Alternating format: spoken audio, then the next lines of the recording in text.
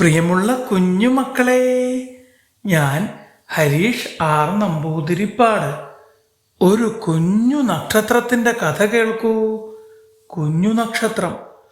അമ്മേ, ഇതാരാ? എന്തിനാ അമ്മ ഇവിടെ എന്നും തിരിതെളിക്കുന്നത്? ഇതെൻ്റെ ചേച്ചിയാണോ? കുഞ്ഞമ്മണി ഇടയ്ക്കിടെ ചോദിക്കും. ഒരു ദിവസം അമ്മ പറഞ്ഞു, അതേ മോളെ, ചേച്ചി. ഇത് വെറും ഒരു ചേച്ചിയല്ല, നമുക്കൊക്കെ ദൈവതുല്യയായ പുന്നാരമുത്ത്, ദൈവത്തിൻ്റെ മാലാഖ കുഞ്ഞ്. അമ്മയുടെ തൊണ്ടയിടറി, കണ്ണിൽ നിന്ന് വെള്ളം കുടുകുടാ ഒഴുകി. മിന്നുമോൾ, മിന്നാമിനിങ്ങിനെ പോലെ തിളങ്ങുന്ന സുന്ദരിക്കുട്ടി, എപ്പോഴും ചിരിച്ചും കളിച്ചും എല്ലാവർക്കും സന്തോഷം പകരുന്ന കുഞ്ഞായിരുന്നു. ഒരു ദിവസം കളിക്കിടെ മിന്നുവിന് ചെറിയൊരു അപകടം സംഭവിച്ചു. ഡോക്ടർമാർ ഏറെ ശ്രമിച്ചെങ്കിലും ഇനി എഴുന്നേൽക്കാൻ കഴിയില്ലെന്ന് പറഞ്ഞു. മിന്നുവിൻ്റെ അമ്മയും അച്ഛനും വളരെ ദുഃഖിച്ചു.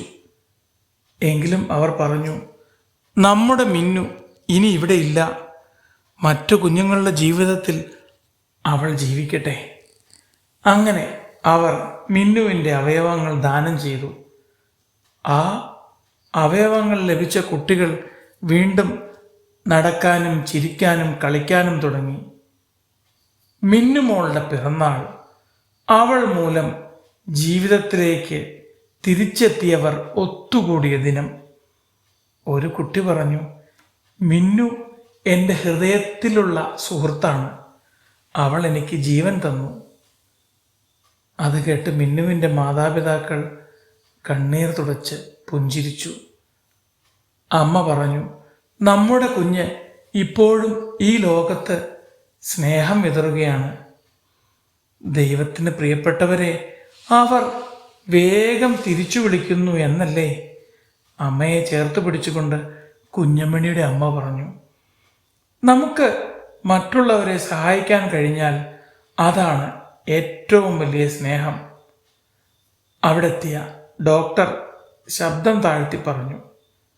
തൻ്റെ കുഞ്ഞുമോളുടെ തിളങ്ങുന്ന കണ്ണിലേക്കും മിന്നുവിൻ്റെ അച്ഛന്മാരുടെ മുഖത്തേക്കും മാറി മാറി നോക്കി മറ്റൊരമ്മ പറഞ്ഞു, നമ്മുടെ നന്മ മറ്റുള്ളവരുടെ ജീവിതത്തിന് മാറ്റം വരുത്തും.